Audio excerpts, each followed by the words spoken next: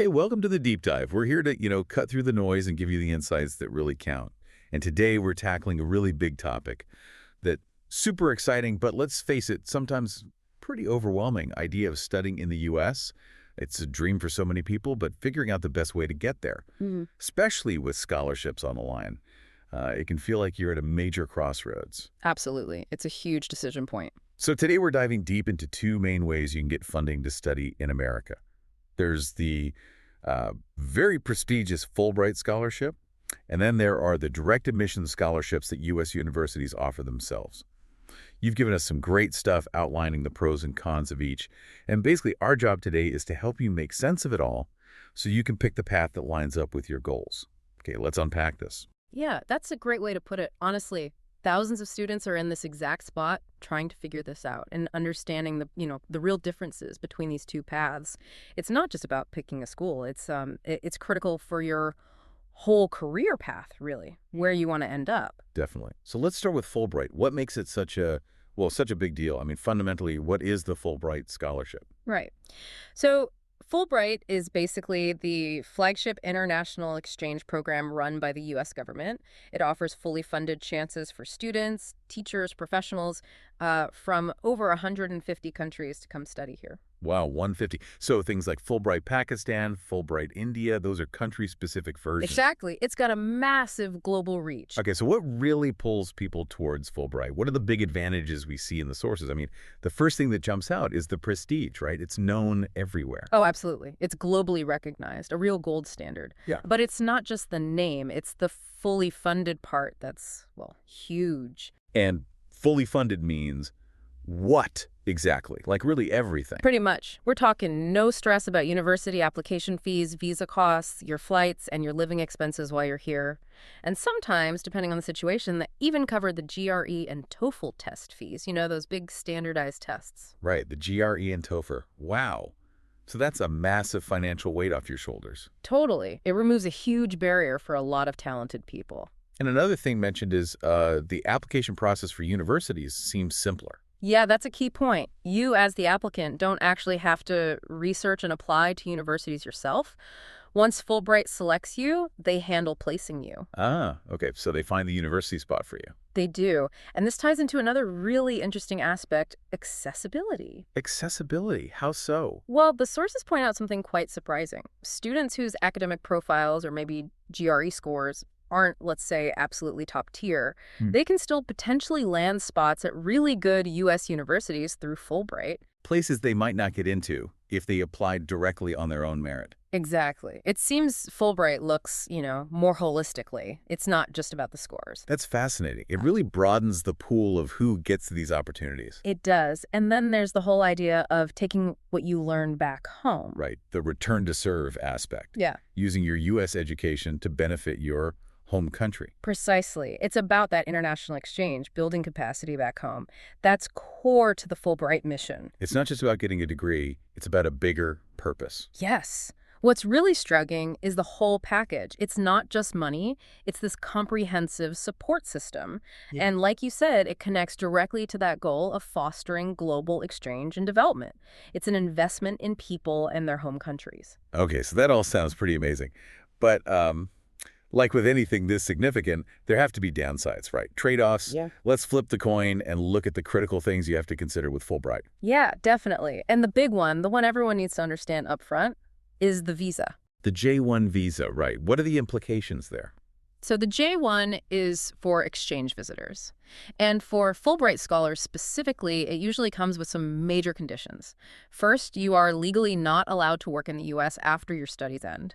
No post-graduation work visa typically associated with student visas like the F-1. Okay, no working in the U.S. afterwards. That's huge. It is, and linked to that is the 2-year home country residency requirement. The Fulbright contract requires you to return to your home country and stay there for 2 full years after you graduate. 2 years back home. Mandatory. Mandatory. So think about it if your main goal is to get your degree and then immediately start working and maybe settle in the U.S. Then Fulbright is probably not the right path for you. It's kind of a deal breaker in that case. It often is, yeah. You need to be really clear on your post-graduation plans before you commit to Fulbright. That's a critical point. Is that 2-year rule seen more as a drawback or as, part of the program's mission? Both, I think. It is a fundamental part of the Fulbright mission, ensuring that knowledge transfer happens back home. But for the individual student aiming for a U.S. career path straight away, it's definitely a significant restriction. It forces a different timeline. Right.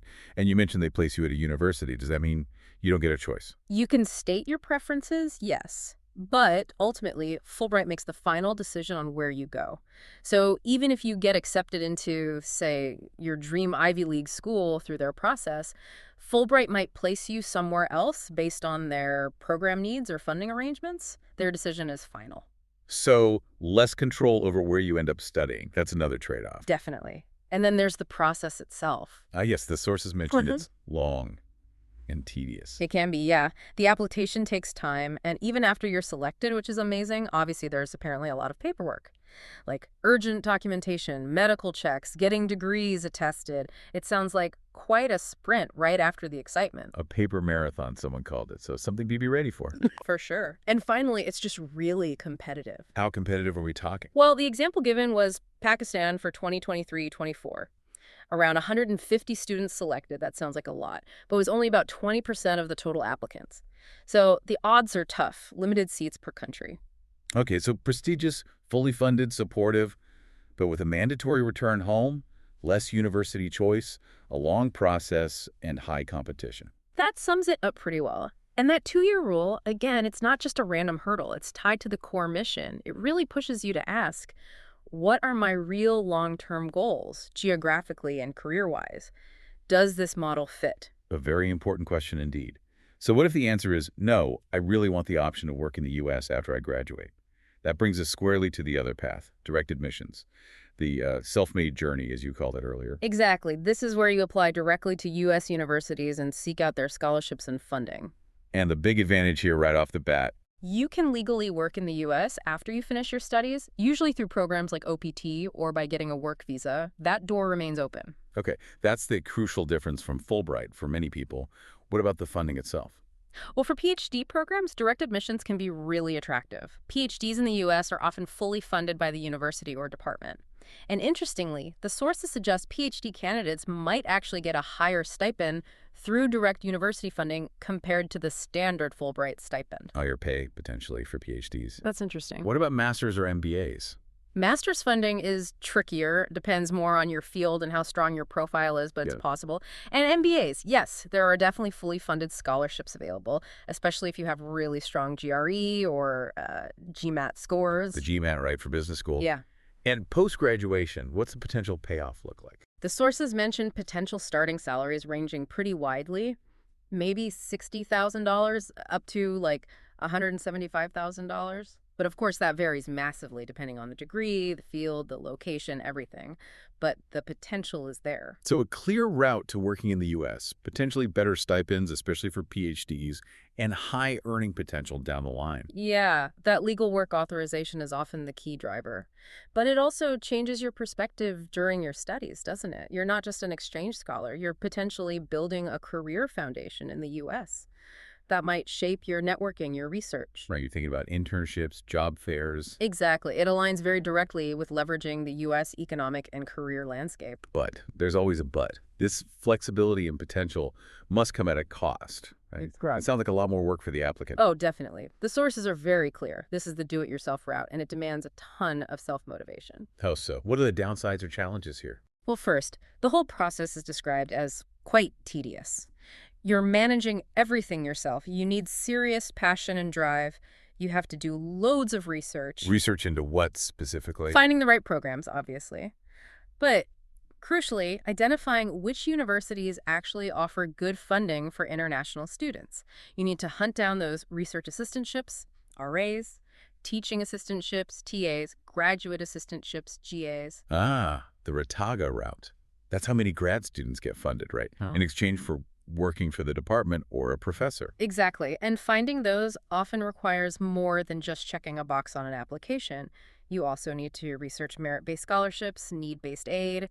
It's a complex landscape. It sounds like you need to be really proactive. Extremely. The sources stress actively approaching professors, Mm. emailing them, expressing interest in their research, trying to build a connection to potentially secure one of those assistantship spots. So networking even before you get accepted. Pretty much. And then there are the upfront costs. All right, because Fulbright covers a lot of that. Right. What costs are we looking at for direct admission? You'll likely be paying application fees for each university you apply to. The source estimated maybe $420 just for 4 universities. Okay, that adds up. It does. And while the Gretofol costs are similar, around $387 maybe, you're paying that upfront yourself, not Fulbright. So you need a budget just for the application process itself. Absolutely. You're basically responsible for the whole thing. Finding schools, finding professors, applying, figuring out the funding. It's all on you. Wow, that sounds intense. It is. So the big question for anyone leaning this way is, are you genuinely ready for that level of time commitment? The constant research, the proactive outreach, the upfront financial investment. It really is a path for people who are prepared to take complete ownership and be incredibly self-reliant. It's almost like a part-time job just applying. Okay, so we've laid out 2 very different paths with distinct pros and cons. Fulbright, prestige, full funding, support, but requires returning home and offers less choice. Direct admissions opens the door to U.S. work, potential for higher stipends, more control, but demands significant independent effort, research, and upfront cost. That's a good summary. So how does someone listening decide? What does this all mean for you? Well, the core message seems to be that both routes are totally valid, absolutely worth the effort if they align with your goals. But your personal situation and, crucially, your long-term ambitions. Those are the deciding factors. So let's walk through the decision points for the sources. If your absolute priority is to work and maybe settle in the U.S. after graduation. Then direct admission is generally the recommended path. It keeps that option open. Okay, but what if you look at that direct admission process, the time, the effort, the upfront cost, and think, I just can't manage that? Or what if your genuine goal is to go back home and contribute after studying? In those cases, Fulbright likely makes more sense. It removes those financial and logistical hurdles, and its mission aligns with returning home. Got it. Now, what about PhDs specifically? There was a strong suggestion there. Yes, the source strongly leans towards direct admissions for PhD candidates. Why is that? Primarily because there's often more funding available directly from universities for PhDs, usually through those RA and TA positions we talked about. Plus, even if your initial plan isn't to stay in the U.S., the direct route gives you that flexibility later on, which Fulbright doesn't. It keeps more doors open. Right, maximum optionality. That makes sense. And a reminder for everyone. GRE and TOEFL. You need them for both processes. No escaping those tests, so start studying. Good practical advice. And there's one more strategic tip mentioned. Oh yeah, what's that? Consider applying through both routes simultaneously if you can manage it. Apply for Fulbright and apply directly to universities. Exactly. It maximizes your chances. You might get into both. Then you have a real choice based on the specific offers. Or one might come through and the other doesn't. Hedge your bets, basically. Keep options open while you figure out your priorities. Precisely. It encourages that deeper thinking about what you truly want. Okay, let's try and wrap this up then. We've looked at Fulbright, the prestige, the full funding, the structured path back home, versus direct admissions, the U.S. work potential, maybe higher stipends, more control, but definitely more demanding up front. 2 distinct journeys, both valuable. Absolutely. And remember, this deep dive is really just to help you navigate. It's your decision, based on your unique circumstances and dreams. And maybe one final thought to leave you with. As you're weighing these options, think beyond just where you want to get your degree. Think about who you want to become afterwards. What kind of impact do you want to have?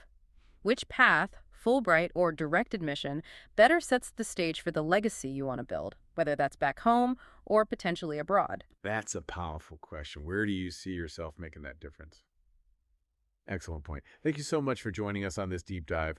We really hope this helps clarify things as you plan your incredible journey to study in the U.S.